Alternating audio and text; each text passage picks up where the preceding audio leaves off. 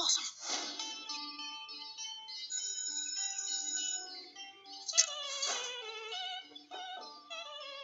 Does Liz get a new top? No, you've seen that before. Never without the skirt. Should probably stop staring before it gets creepy, though. Too late. You guys are losers. Several months after the events of Captain America's Civil War, Peter Parker, with the help of his mentor Tony Stark, tries to balance his life as an ordinary high school student in Queens, New York City, while fighting crime as his superhero alter ego Spider-Man. As a new threat, the Vulture emerges. Oh, hello and welcome to another episode of the Fungi Podcast. I'm your host, Mr. Nikolowski, also known as Nick. Nick, also known as Mr. Nikolowski, and I'm joined with my co-host. What's up, guys? This is Brandon, aka Big Cox, and today we're talking about Spider-Man Homecoming. Now, Brandon, I noticed that plot synopsis kind of left out a little bit. Did it? Yeah, it left out a big part of this movie. Aunt May's hot now. All the news, it's everywhere. Is that really a big... Access Hollywood. Aunt May's hot. Extra. Aunt May's hot. Inside Edition. Aunt May's hot. Well, I'm glad I don't watch those news stations. Yeah, they're trash. Plus, I mean, we kind of got that news out of the way during Civil War. Yeah. Anyway. Yeah, I don't know why it's a big story. It was also it was a huge takeaway back then, and now it's just like resurfacing because apparently nobody's seen Everyone Marissa forgot. Tomei until this movie. Everyone forgot. And they're like, oh wait, she's hot. Well, I'm glad they noticed that in like the 4 scenes that she has in the movie. Throughout the movie, she's just hot. Yeah, man, they must have gotten a kick out of her teaching Peter to dance.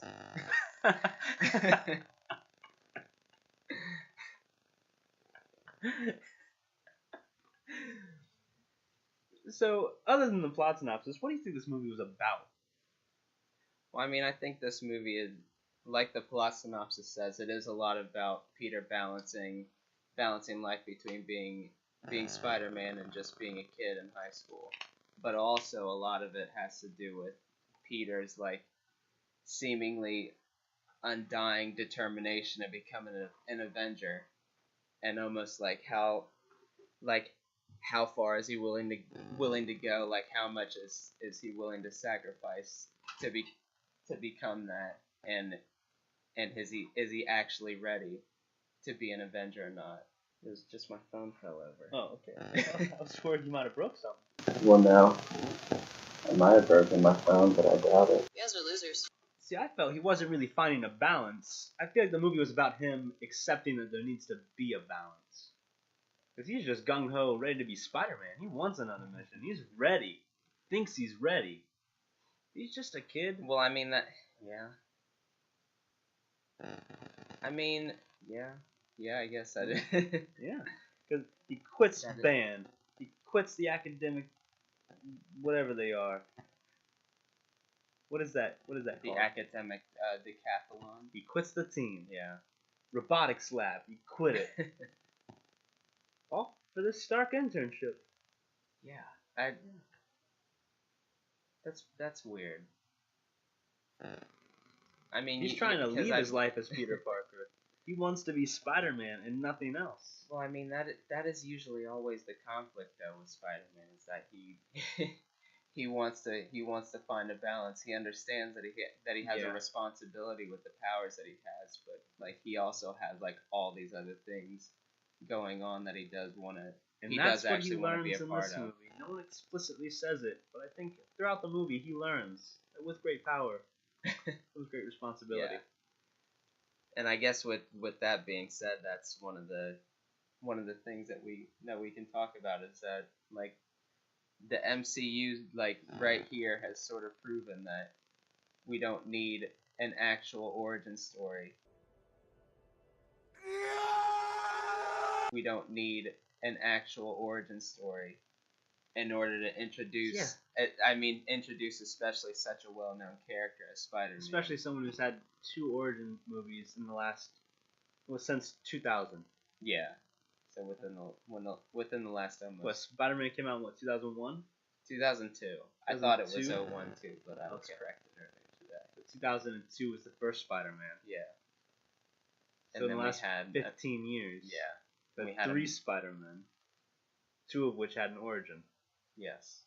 Yeah, I mean the last one that everybody's seen was back in 2012. So really, I mean it's only been 5 years since the last time we saw his origin. So, but I mean regardless, obviously, kids our age had the animated series in the 90s. So like we all at this point understand where Spider-Man comes from. And so it wasn't necessary, and the movie is completely fine without it. There's obviously a moment where Peter acknowledges that something has gone on with their family, like particularly Aunt May going through some stuff before at some prior moment, and that is obviously That's what that it is. dead Uncle Ben. He's always dying. Tom Holland wanted Tobey Maguire to play Uncle Ben in a flashback sequence. Oh, that would have been weird. Like, Yeah. because Tobey Maguire hasn't aged. Yeah, I know. I mean, if they would have got him, they probably would have done like age makeup or something to make him look at least 50 something. Man, Tobey Maguire's still young. I think. I can't tell I with think Tobey people would Maguire. have been angry if they'd have been like, man, Aunt May's so hot, and she settled for Tobey Maguire. Tobey Maguire's not an ugly man. Yeah, but like, when you go around calling people hot, you expect them to be with somebody equally as hot. I mean, not true. Watch any sitcom ever. It's always the fat average guy with a hot wife. She's hot. She's gotta be hot. I don't know if that's true. Remember Not According every to Jim? sitcom is like that. Not every sitcom is like that. Family Guy, But a lot of them are like that. Though. King of Queens, Family Guy's animated. same concept. I guess. If you don't think Lois is hot, you're wrong. She does have She's a hot. big nose in that show. Hot. She has a big nose, man. TV wives are hot. Just because the dog is attracted to Lois, doesn't mean we all have to be. So Brandon, walk us through this movie, because I haven't seen the whole thing, unfortunately. Oh yeah. I mean, I 'Cause- did get to see it again today, and we did get to see the opening scene with So the Vulture has been the Vulture. He's Adrian Toomes, and he's not the Vulture yet. But him and his crew have a contract with the city to do the cleanup of New York right Mhm. after the Battle of New York, aka the events of the first Avengers movie. And as they're getting to work, the Department of Damage Control, a government operated group, they come in and they're like, "We got this from here." And Adrian Toomes has a big problem with this. He sees this That's as his livelihood they're taking away. Yeah. I mean, he sees this as just another instance of big government, big corporations come in and squashing the little guy from doing hard-earned work. And so that's the first part about it. But then the following point is that apparently Tony Stark has a contract with. He either has a contract with the Department Or of he Damage works hand in Control, hand or with he's somehow in control of them, and so there's a 2-part slight towards Adrian Toomes, and so in this opening scene we see him realizes this, and one of his co-workers, I think I don't know what his real name is, but he goes by the Tinkerer. Yep. At least from the comics, I didn't even know he was that until looking. Oh, you didn't know? No, I didn't Oh, know. man. I didn't know who the Tinkerer Oh, man. was. So many Easter eggs in this movie. Yeah, there are. but he realizes that they still had some equipment that they kind of forgot to give back, and so You forgot. so they go ahead and reverse engineer what they have, and then it cuts to 8 years later, where Adrian Toomes and his crew have essentially been over the years stealing all this Chitauri scrap from these damage control shipments, and building a business by reverse engineering materials and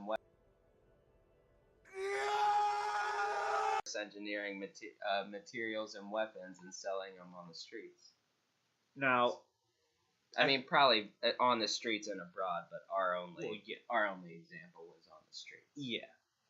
Now, this movie says 8 years later, which Yes. the first Avengers came out in 2012, which That's would set true. this movie in 2020. Unless it's supposed to be a few months after Civil War, Yeah. and Yeah, and it's- Peter yeah, it's- Parker hasn't aged. It's 2 months after Civil War. Yes. So is Civil War in 2020? Is I don't Civil know. War 8 years So- after Avengers? I mean, we had Or are they saying Avengers happened earlier? all right. So we have this kind of controversy with the timeline with Guardians of the Galaxy too.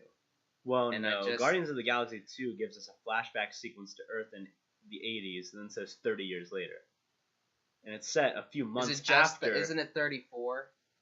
I think so. I think it says 34 years later. Because here's the And crazy it's set thing. in the same year as the first Guardians of the Galaxy, just a few months later.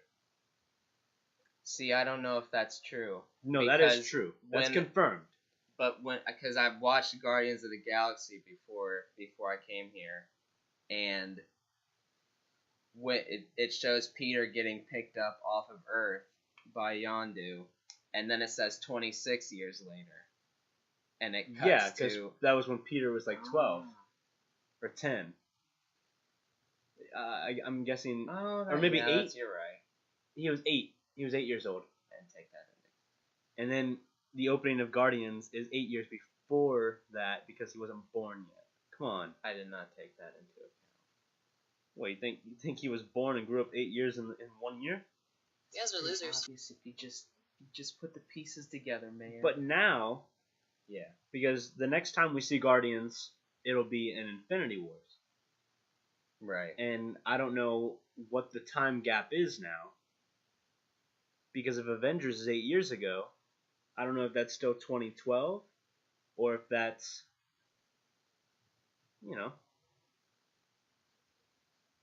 whenever. Yeah. Yeah, I mean, my point is that I don't know how much attention the MCU truly pays to like specific dates when these things occur. They make all these choices for a reason. I mean, but There's a whole new Marvel canon now because of Spider-Man Homecoming. Because they confirmed the popular fan theory, that they only confirmed because it was popular, that Peter Parker is the little kid in Iron Man 2 at the Stark Expo that that holds he up the saves. blaster to the robot and then Iron Man saves him. He's wearing the Iron Man helmet, he's got the gloves. Right? And that kid in that moment would have been, I don't know, maybe 8 years old or something. I mean, do we have anything else as far as like how long in between? Well, we don't know when Iron Man 2 happens in relation to Avengers. We just know it's before Avengers. No, I mean, But if it's 8 years after that, Peter Parker would be probably 17 by now. Unless the little kid was really little. But who lets a little kid just run around Stark Expo by himself? I feel like that kid was like 5 or something. Okay, if he's 5, when Iron Man 2 come out? 2008. 2008? No, it was 2010. 2010? Probably. Yeah, We could look it up. I'm not gonna. it's 2010. So 2010. So if he's 5 in 2010, 7 years later in 2017, he would be 12. Unless it's 2020, in which he would So be he's- 15. Meaning Spider-Man Homecoming There is you in go, man. 2020. If our estimate of some kid's age is correct. Yeah. But this But is why according I to just- Avengers and Spider-Man Homecoming, it is 2020. A whole new timeline. That's what happens when you get sucked into timelines. That means Infinity Wars is going to be no earlier than 2022 in the MCU, or maybe before, maybe 2021 at the earliest. So that means it'll have been 7 years since the events of Guardians of the Galaxy Volume 2. How long was? Do we know when Captain? Do we know when? Do we know the date when the first Avengers happens? Probably. It's not I at mean, the that would solve end of the everything. war, unless it is at the end of the war. Jeez. I don't know. There's probably a journal entry somewhere in the movie we can find. I'll look into it. Yeah. It'll be an exclusive on the YouTube channel. I'll go over the entire new MCU timeline. It'll be real Based frustrating. solely on this movie. Yeah. Because what? There's a promo from Captain America in this where he says he was in ice for 65 years, right? Yeah, but I mean, Well, who that's knows got to when be that, way off. Who knows when that video was filmed? It I had think to be he was shot like, I think he was after like, Avengers. He was like 70-something years. It would have been 70 something because he got thawed out in Avengers. Yeah. Well, Well, his by thawing the out end was of a his direct movie, but, lead-in like, to yeah. Avengers yeah. by no more than a few months. Yeah. But we don't know what year he went down though. 40 something. Yeah, of course. 'cause So it it's would have World been War II, over but- 70 something years. Yeah. But I'm pretty sure he said he was in a block of ice for 65 years. Which would place the Avengers in the early 2000s. The whole thing's a mess. Now I'm not a fan. Timelines are always a mess. You're right. I'm back on board. I'm back they on don't board. actually pay attention to them. Okay, let's run Where through are this we movie. at? I don't know. Peter Parker's a kid, and he's got these powers, right? And he's a superhero now. But he's just waiting, and no one's letting him be a superhero. He's sticking to the ground, you know. You see him just kind of hanging out as Spider-Man, Yeah, I mean, looking for something to do. yeah. And Tony brings him in on the Civil War mission, which was a big deal, but also it was something he could control. Yes. Like he really wasn't fighting any villains, so there wasn't and actually any none of the mortal people danger there for him. would have tried to kill Spider-Man. Right. And we even get a line in this. Spider-Man tells Iron Man, you know, he took on Captain America. Yeah. He's ready. And Iron Man tells him, if he wanted to, he could have floored you. Yeah. Not to mention, still almost crushed him under. Yeah, he just under left him, something. Yeah. left so. him holding up, what is that? It's like a bridge? Like an airplane Either that or- bridge. yeah, What's yeah, that called? One of those. I don't know. What's I've that called? never been on a plane. I was on a plane. You Twice. tell me what it's called. I don't know. Bridge. We call it a bridge. Alright. It's a bridge. It's like a little boarding bridge. bridge, yeah. Yeah, boarding bridge. There you go. But yeah, so regardless, you know, Tony doesn't necessarily 'Cause Tony believe he's understands that ready. Captain America could kill any of them. 'Cause Tony knows what happened when he tried to fight Captain America. Am I right? Am I right? Yeah. Am I right? But kill is Am I right? a different Am I right? instinct.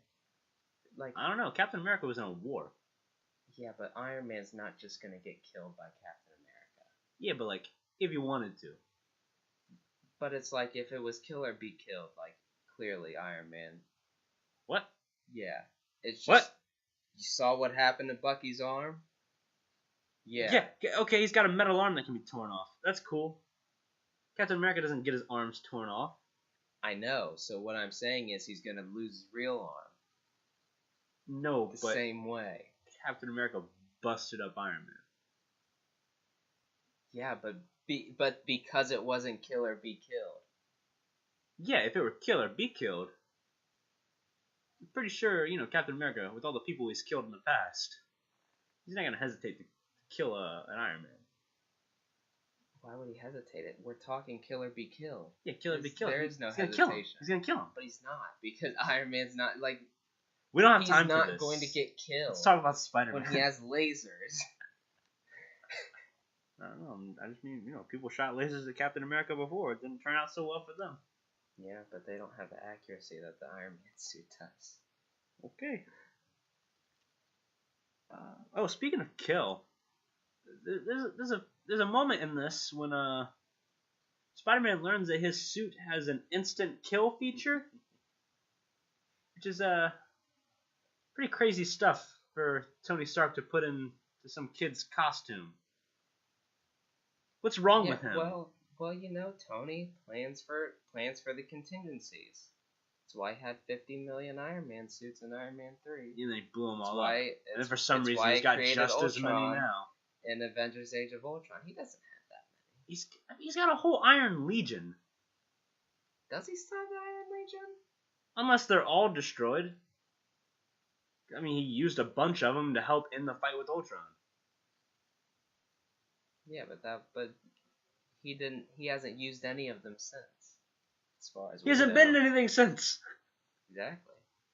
Like, look, if he needed the Iron Legion, why would he not have sent one of his Iron Legion people to save Spider-Man in the beginning? Well, he did. No, well, he sent a regular suit. like it was a suit that he controlled remote. Yeah, a regular remote suit. That wasn't one of the Iron Legion. Okay, it's because the Iron Legion gets sent out as a squad. They're for like big events. Yeah, but they don't have to be a squad. You can send one Iron Legion person. I don't care about the Iron Legion. You brought up the Iron Legion. Yeah, because Iron Man 3's stupid. the Iron Legion weren't in Iron Man 3. I just mean Iron Man 3. He's like, oh, I'm done with this. Blow up all my suits, make Pepper happy. And then the very next movie, he's got new armor and a whole army of robots. Because he thought he could, but he couldn't, which he explicitly says in Civil War. Oh, that was awesome. Jeez. They got picked up on the mics. What the heck was that? I think it was a firework. Jeez. Who knows? Oh, I'm hearing a follow-up, so I think that was fireworks. Yeah, I'm pretty sure fireworks. Super weird. So, Spider-Man Homecoming. We've covered, he's just a kid. He's trying to find the balance. He's not quite there, and then throughout the movie, he kind of learns, what it means to be Spider-Man, as opposed to the fantasy of being Spider-Man. Yeah, well, I mean, I think he knows what it means to be Spider-Man. I think what he's learning is like what it means to be Peter Parker. Kinda. I think he learns to be both Peter and Spider-Man, because throughout this movie he's only considered himself as Spider-Man in his pursuit of becoming an Avenger. It's almost like being Peter Parker doesn't matter, because that's how bad he wants to be an Avenger and be Spider-Man on the global scale. Yeah. Like the rest of the Avengers do. But I mean, it's also learning how to be an Avenger as well, because like we said, his only true mission was the Civil War mission, which really he wasn't going against any lethal bad guys or anything. Like every other Marvel movie has been. So this one, I mean, in this movie, he's really going above and beyond what he's used to doing in order to try to save his city, which I mean, the whole time Tony Stark is pretty much against, both because he doesn't feel that Peter's ready, but also because Tony, being the one that brought him on to Team Iron Man in Civil War, he feels a sort of responsibility for Peter, and so he's against Peter being more than just the friendly neighborhood Spider-Man. Yeah.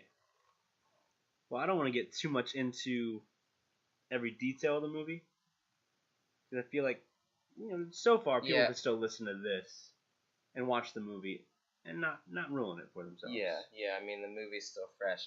I hope you guys have gone to see it beforehand, but yeah, I mean, we haven't really spoiled anything. So let's go ahead and talk a couple of little Easter egg bits that won't give away too much, and maybe some Spider-Man news. Do you have news that I don't have? Well, not like news, but like news about the MCU and Spider-Man and Sony and all that stuff that no one seems to understand, because people are saying two different things and they don't make any sense. Well, the one makes sense. The other thing doesn't make any sense, given that the one makes sense. All right. Before I get into that, let's talk about Spider-Man's powers in the MCU right now, because we don't see a lot of his use of spider sense. Yep, that was one of the things I did want to talk about. I mean, because we have a few moments where, like, we all know that his friend knows that he's Spider-Man from all the trailers.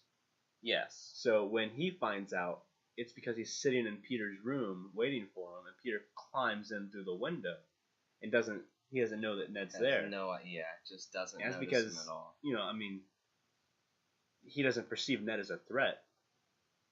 So that's why, no spider sense there. I mean, could be true, but because we saw him in Spider-Man, or in Civil War, during his fights. He was dodging everything, essentially, catching fists and stuff, because he was alert to that. yeah. Because these are things trying to hurt him. But Ned standing behind him, that's not a threat. But I mean, he also didn't know that he was there. Well, yeah. Like, he just didn't know that he was there. So I don't even know if that's really a factor of the spider sense. Versus, he was. Well, he also almost he was walks just really in naive front and of oblivious. Flash Thompson's car. He kind of walks in front of it. The Flash has to honk at him, and he hops out of the way real quick. He might have done that on purpose because it's Flash It's Thompson. possible. Yeah, probably. They have an interesting dynamic. They have an annoying dynamic. Yeah, I mean, don't like it. Like, I want Flash Thompson to be a bully. I want him to yeah, I mean, be I a strong agree. guy. Where's Joe Manganiello? I want him back. I want Joe Manganiello back as Flash Thompson.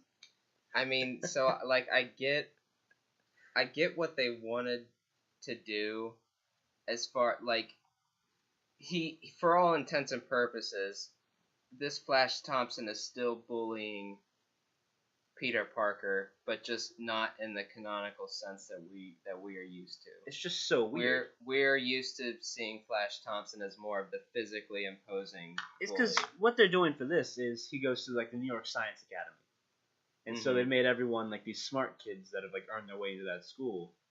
Whereas they were doing the same thing in the Amazing Spider-Man movies, but Flash Thompson was still a dick.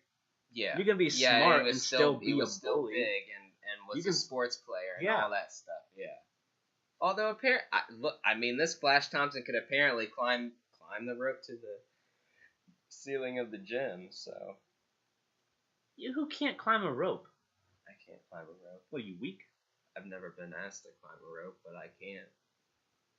I've never been asked, but I can. I've done it in my personal life. Sure. But yeah, I mean, the physically imposing bully, I think, works better because, you can have... Because then you can have Spider-Man in these conflicts where he's being bullied at school, but he can't beat up the bully, exactly, even though he's Spider-Man. Because he's Spider-Man. He's Spider-Man, he can't just beat him up. Exactly. So that, you can have anybody sort of tease Pete. Anybody who's a cool kid at the school can tease And Peter Flash Parker. isn't even that cool. He's still kind of lame. He seems like he's cool enough. He's cool enough. He's DJ Flash, which I don't even think that's Flash isn't his name now. Flash is his well, it's nickname, never most been likely. it's never been his name. Well, yeah, but now it's. I think it's because it's his DJ name and it's not actually his nickname. That's dumb. Yeah, Because in the comics and in the cartoons, Flash Thompson sometimes becomes his villain, or later becomes a Venom. Yeah, he's. I can't picture this guy doing any of that. No. He's just some Not nerd. unless we want to rehash Topher Grace as Venom. Like that, like we'd just be doing that again, and we've definitely already had that. I love that movie. Spider-Man 3 is awesome. It's really bad, but it's so good.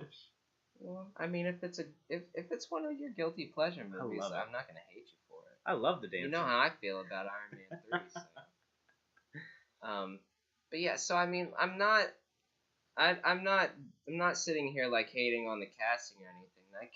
That kid's funny. I think he was in Dope. I didn't see Dope. He was awesome. That's an awesome movie, and he's good in that. I keep meaning to watch it. But yeah, I mean, this one I wish they would have just stuck with the canonical Flash Thompson. Yeah. So to recap, Spider-Man: Homecoming, he's finding that duality between Peter Parker and Spider-Man. Mm-hmm. Flash Thompson's a nerd. Aunt May's hot. He's hot.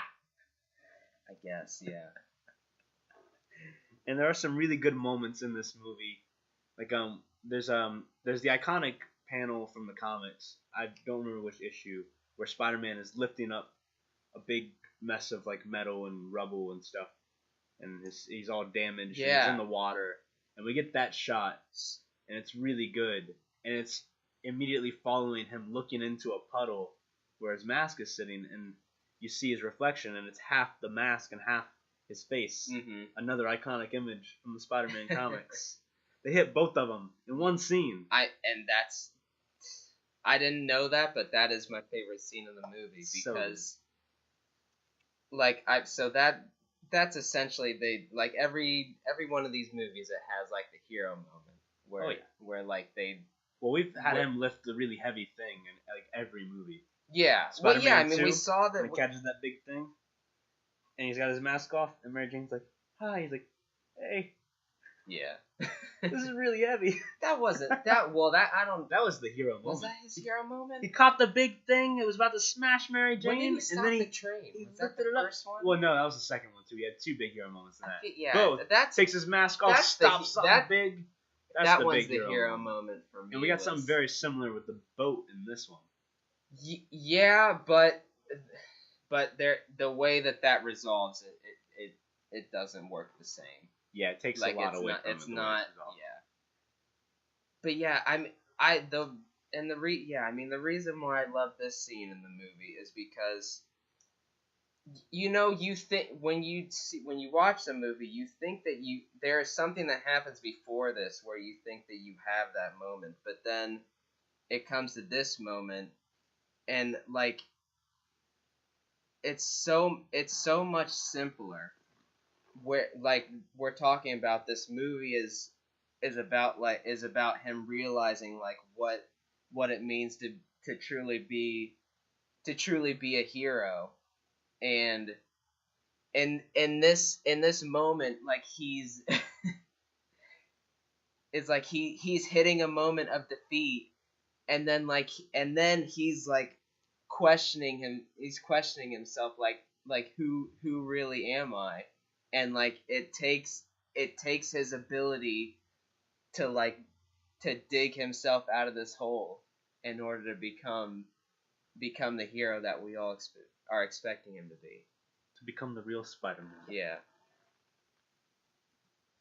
So with that in mind, what did you think of the movie overall? Man, I thought this movie overall was great. Like I think it's probably my favorite superhero movie of the year. Where does it fall for you in Spider-Man movies? So it's hard. I've always loved the very first Spider-Man more than the others. Yeah, I mean, I was particularly just a really big fan of that Green Goblin. Willem Dafoe's so good. Yeah, I mean, Willem Dafoe. But I mean, this movie, look, like the Vulture, like I'm still taking Loki as my favorite villain in the MCU. Really? But I think it's arguable that that this Vulture and Michael Keaton are better. Like you can make like That's 'cause people Michael can make Keaton the argument, is just and I'm not gonna one be of the like, best what are you actors talking around. about? Yeah. I mean, Michael Keaton crushes it in this movie as the villain, as the Vulture, and at the same time, the writing actually gives the Vulture a lot of character and motivation that we usually don't get out of these Marvel villains. Like I think that they've been doing better as of late with their villains, but like this is the first one since Loki who was like seemed like a bona fide awesome villain. I can dig it. Well, I've got my breakdown of all Spider-Man movies. Number 6, Amazing Spider-Man 2, my least favorite. Number 5, Spider-Man 3. Okay, Number 4, Amazing Spider-Man. the first one. Number 3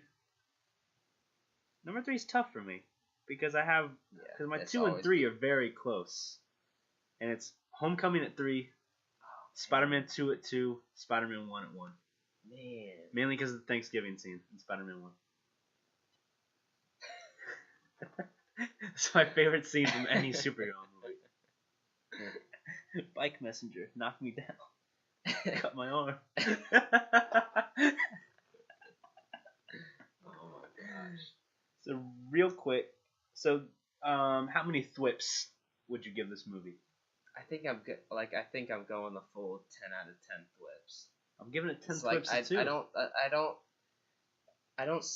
don't really see any like too many major. There's like no major issues with the movie, and I don't even think there's really any minor issues with it. And plus I just I really love the movie. It's really good. All right. It's very enjoyable. Well, I think that does it for us here on the Fungi Podcast.